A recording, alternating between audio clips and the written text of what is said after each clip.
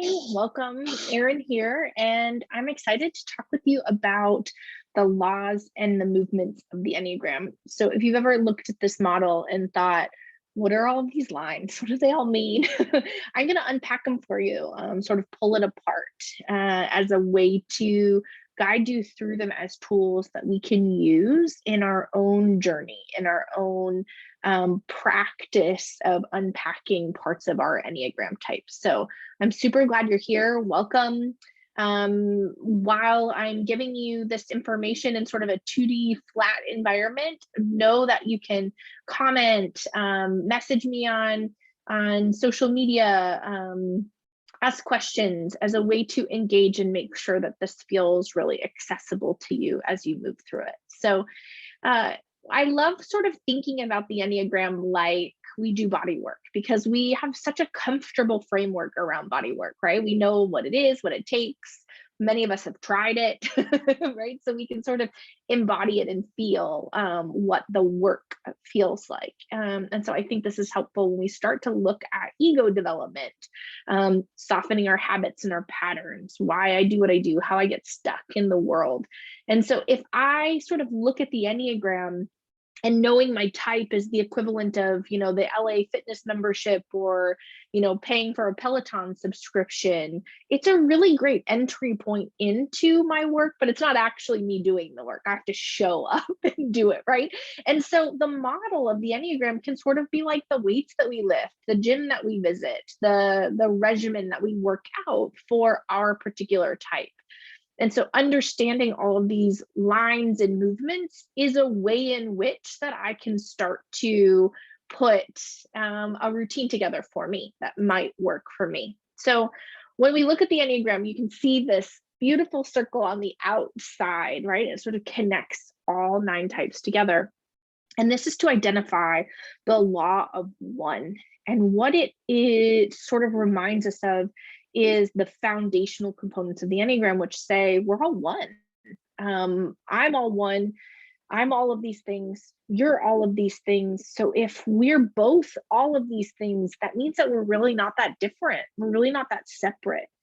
And while I might fixate or get really comfortable in one particular place on the Enneagram, one bucket, one type, I actually have access to all 9 types, right? So it's this reminder that these are all available to me, right? And so if in my healing, it's hard for me to see myself clearly in the Enneagram, that's a good thing, right? It's a good thing to sort of get more muddled and more murky, because it means that we're releasing the hold one fixated type has on us as we move into and use some of the others. So this is an essential component of the Enneagram, foundational to George Gurdjieff's teachings, that we are all the same, that we are all a part of this, and that inevitably we have access to all of these types within us. So I love the circle on the outside.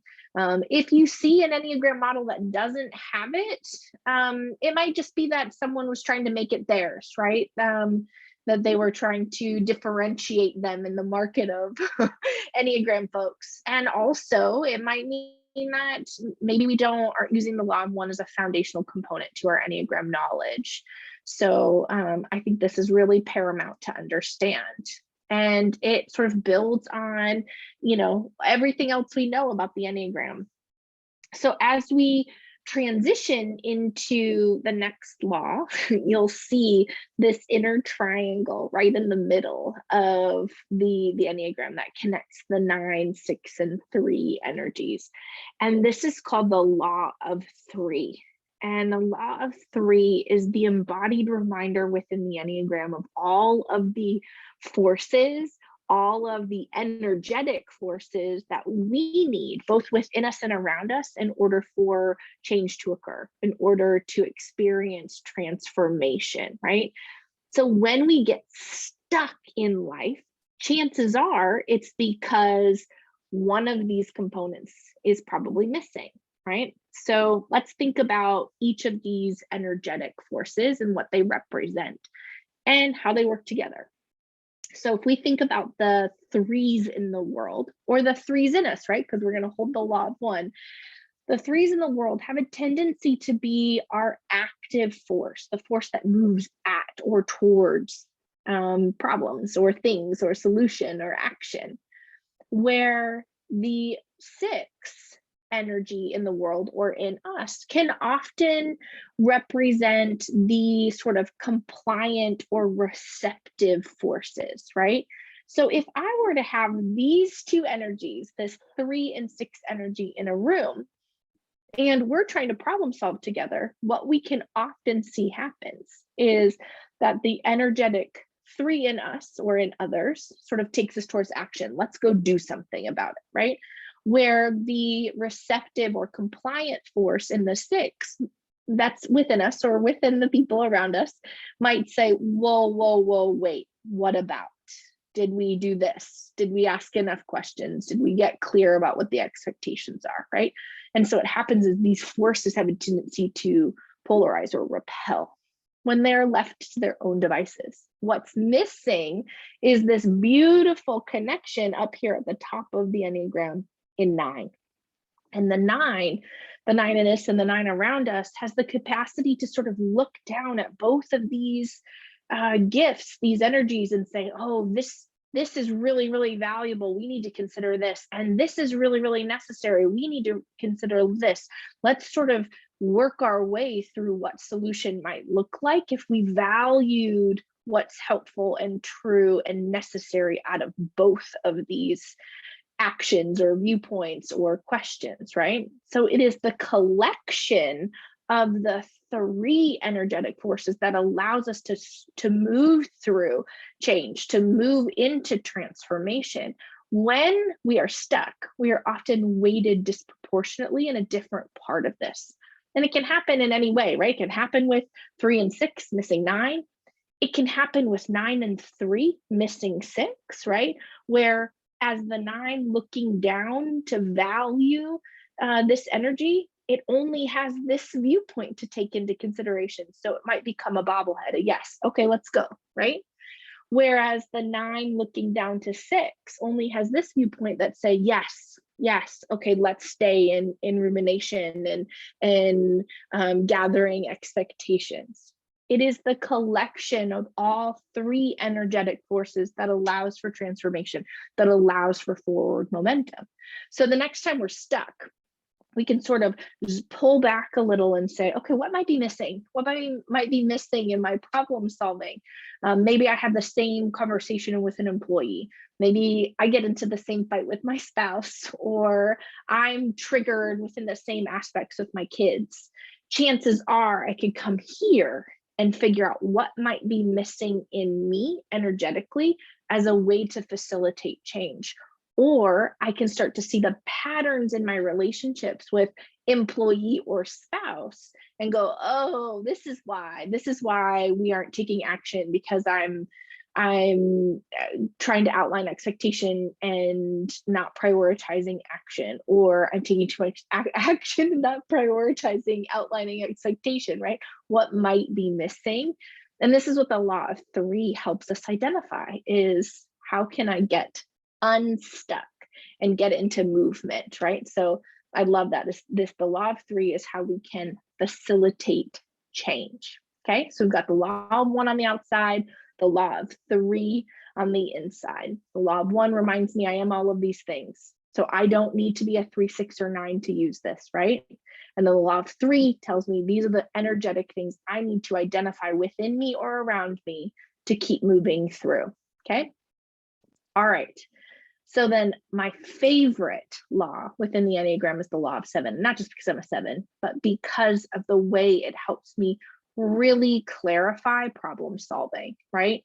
And so the law of 7 is represented by the 6 energies left within the Enneagram, right?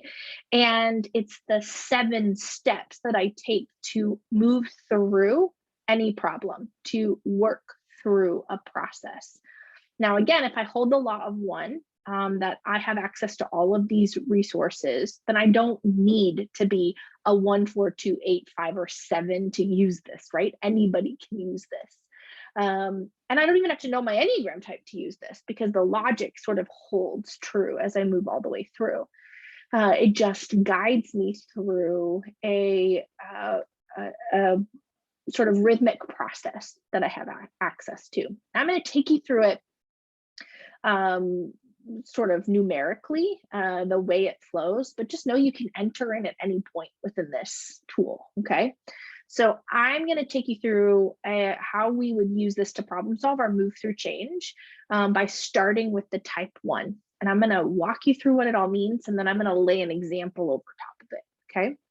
So with the type 1, we use the energetic power in us or around us of the type 1 to define a problem, right?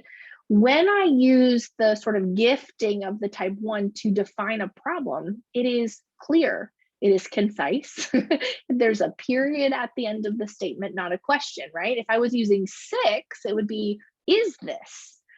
But 1 is telling me the problem is blank, right? It's clear, it's decisive. We can use the sort of energetic capability of the black and white thinking to get to clarity around the problem. And once I have clarity around the problem, I take it into type 4. And the type 4 is the energetic quality in all of us where we can sort of remove some of the boundaries of, we've never done this before, or we don't have the resources for this, right? You start to say those things around a 4 and they're like, I don't care. Let's break some rules. Let's figure it out. Everything is possible because everything is good and worthy, right? And so in the 4, I sort of think about it like a heart storm, not a brainstorm, a heart storm. What's possible? What are all of the potential solutions to this problem? And let's put everything on the table, including the out of box ways to think, right? Including all of the potentially too expensive or too hard or too different, right? We're just going to get really, really big in our expansion around what we could possibly do to solve this problem. And once I lay that all out, I take all of those potential solutions and I bring them up to type 2, right? And the type 2 in us and around us does what they do better than anybody, and that is anticipating your needs. So I know who I'm trying to serve, right? The 2 helps us identify who I'm serving. Is that me? Is that family? Is that team, right? And I look down at all of those solutions and I anticipate need. I'm like, oh, this is the thing that serves the best. And I lift it up and out. And after I have that thing identified, we take it right up to type 8 and we do the damn thing, right? We use all of the energetic capabilities of 8. We put it to action. We get the resources necessary. We mobilize. We get people excited. We use our force and our energetic capabilities, and we take action on it with whatever resources, talent, tools that we need to make the biggest difference to who we're trying to serve, right? And after we take action, we move into type 5, and we use the gift of the 5 to say, all right, let's look at it. What did we do?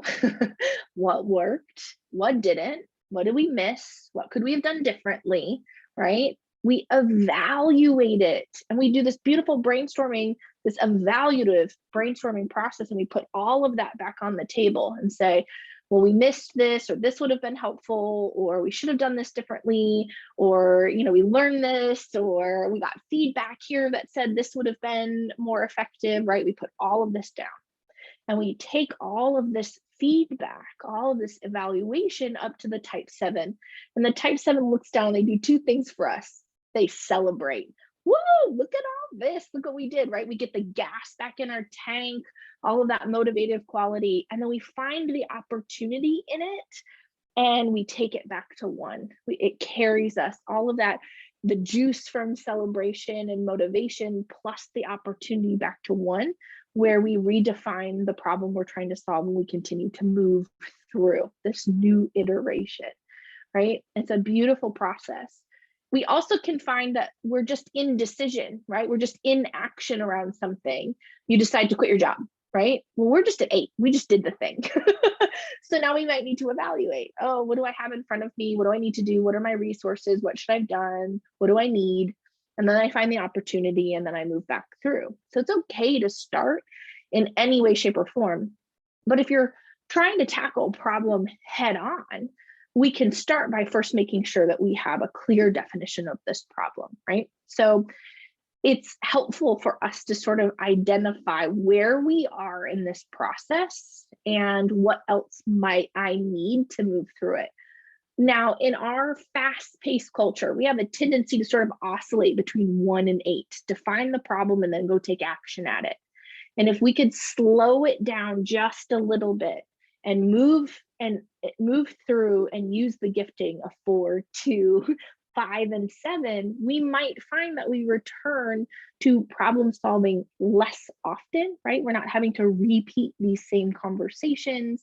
We might not feel as stuck as we do because we are thinking a little more holistically about what I need or what others around me need. And the Enneagram is such a beautiful way for us to remember, again, holding that law of 1, that all of these gifts are within me and all of these gifts are around me. So if I'm really good at problem solving, I'm really good at identifying what the problem is, but I'm not super great at making sure that it's aligned to needs, or I'm not really great at taking action and pulling appropriate resource in, and I find myself skipping that kind of work, we might make the solution or finding resolution a harder, longer process. And so this is a way for us to zoom back and identify where our potential holes might be, and then looking around us and saying, wow, this person is really good. My partner is really good at getting resources to solve problems. So if I did this part of this work and I leaned into them to do this part of this work, we problem solve really, really well together because we can share in our gifting. So I love what the law of 7 has the capacity for us to do, what it has the capacity for us to offer. I've used this in problem solving with couples. I've used this in problem solving in team dynamics and in project management to start the brainstorm process. In every capacity, we can see the power of just slowing down a little bit to get clear on what might be missing from our natural sort of subconscious gifts that we can add to this to move through problem solving more effectively, more quickly, right? So we think it might take more time, but it actually speeds things up in the long run. So this is the law of 7. I love it because it feels so action oriented and so applicable, right? So to add another layer to it, let's say that you're at type 1 and you're trying to define the problem, but we're stuck. We're stuck at defining the problem. I don't even know how to define the problem. I keep asking questions. Well, we can lay the law of 3 over top of it and say, what's missing? What's missing for us to get to the transformative process of naming the problem, right? So, if I'm asking too many questions and, maybe there's no one over here to help me orient to action in terms of defining the problem, we might just get stuck, right? We're stuck in that law of 3 in defining the problem of the law of 7. So you can start to use these tools interchangeably to help you move through even when you get stuck in parts of the process. And ultimately, at the end of the day, the lines and the movements within the Enneagram are meant to be reminders that these gifts live within us. And if they live within me and they live within you, we have potential to solve these problems if we stay in presence long enough to recognize what we have and what might be missing, right?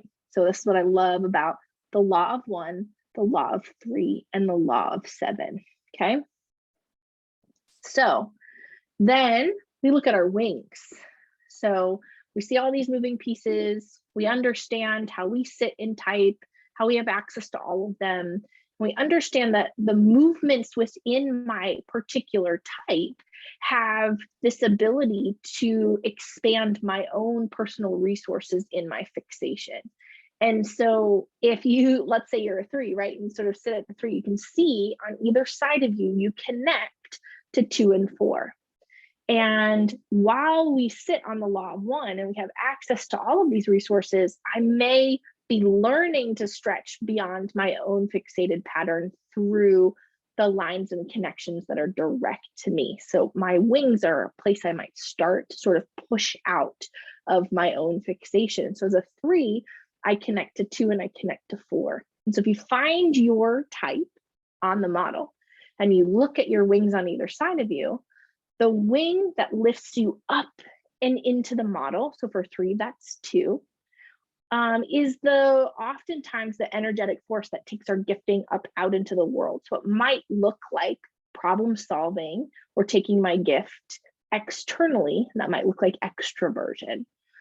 Whereas the wing that's closest to you that takes you down and in, so for 3, that's 4. This is the wing that takes us inward, our gifting into self, and that might look like introversion.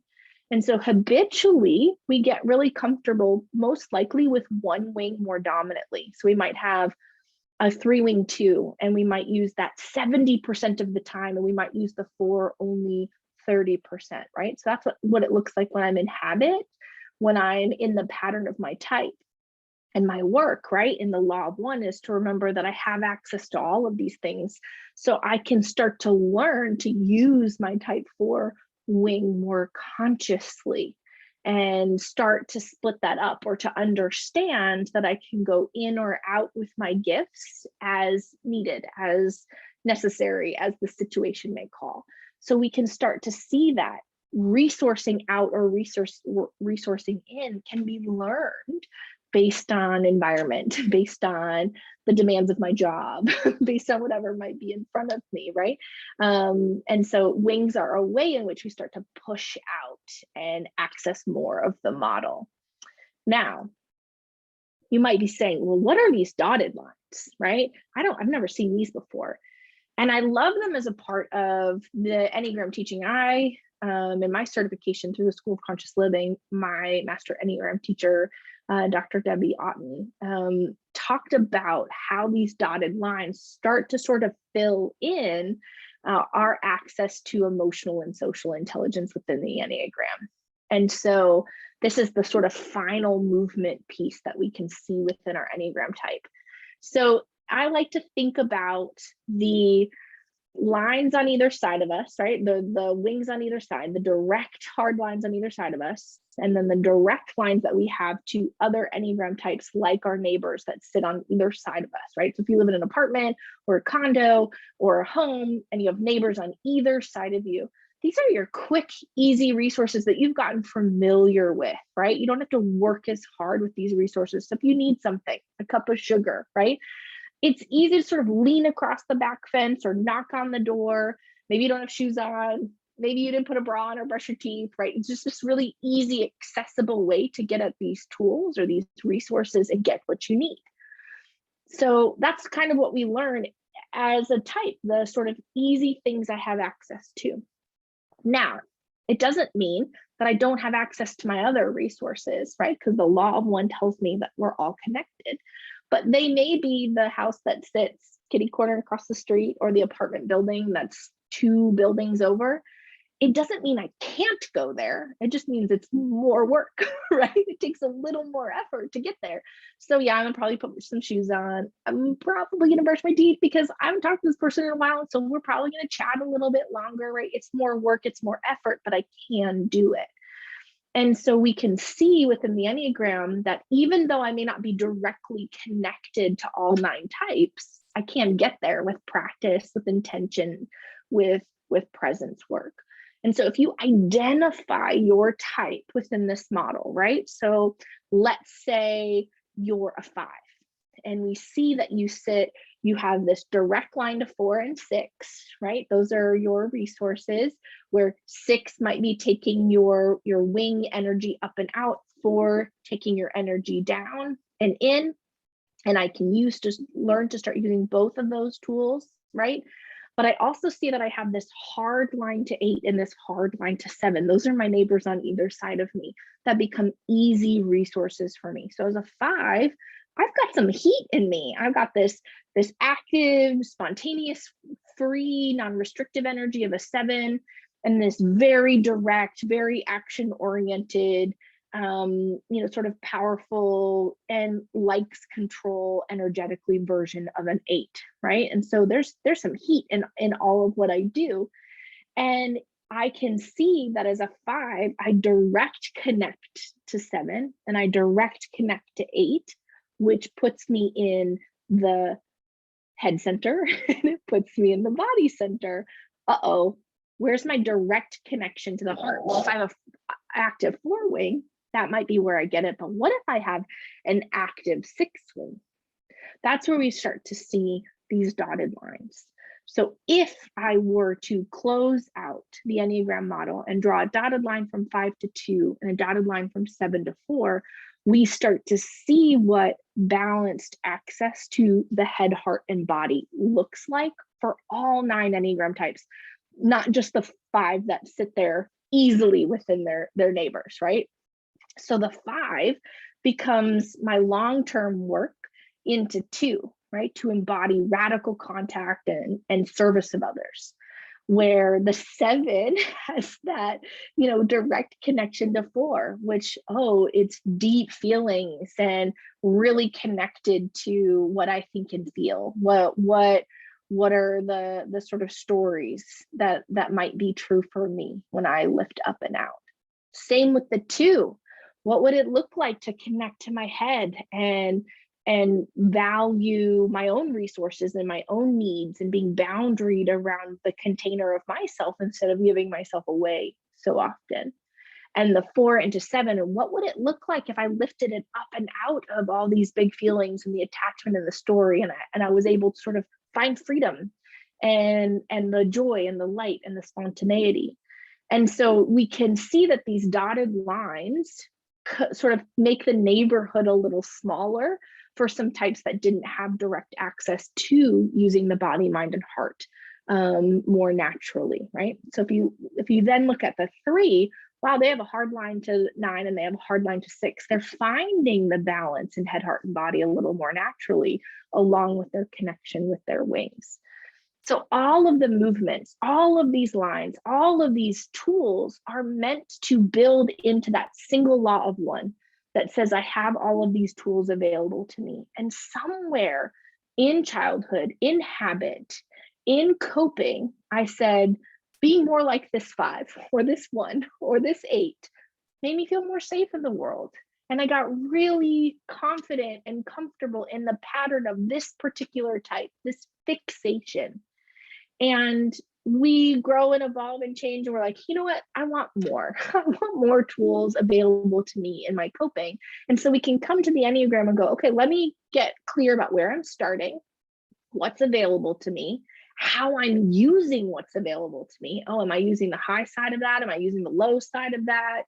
Which wing am I using? What do I avoid? So that I can be intentional around my healing and my growing my tools and my resources to balance that out and push in and find more resources.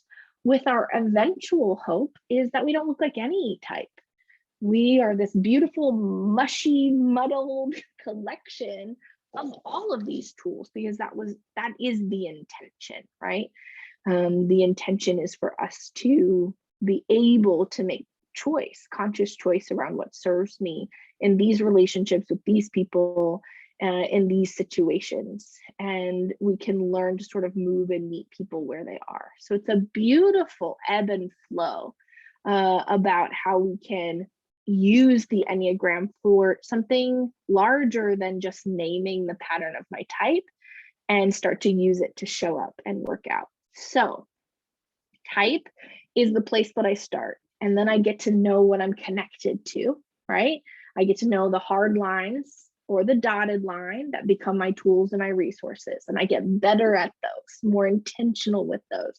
I can pay attention to where I'm pulling from my head, heart, and body as a way to be more holistic in my problem solving, with the eventual work to expand beyond that even and start to look at the whole law of 1 and how I bring in some of those other resources too. So lifelong work, absolutely lifelong work that helps us grow and expand and evolve our coping strategies so that we can be dynamic, we can be whole humans, that lead with compassion and kindness for ourselves and for others. So I hope this very, very quick introduction to the laws and movements of the Enneagram give you some idea of where you could start. So think about me just giving you a tour of the gym.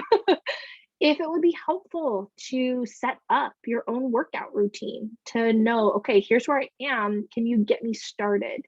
Let me know, reach out. We can schedule a session and we can create a framework for you that you can go work out together. Lots of people want to do this work with some accountability because they really want to see shifts. And so if that's you, we can get on the books somewhat regularly and move through problem solving in these areas, just like you do at the gym, get you nice and set up with some comfortable new habits. And then eventually be like, I got this. I know how to show up for myself in this way. And that's exactly what I want. I want our work together to be finite, but I want it to be effective. So if this is something you're interested in learning how to show up and work your Enneagram type for any role in life, let me know. I'm here to help.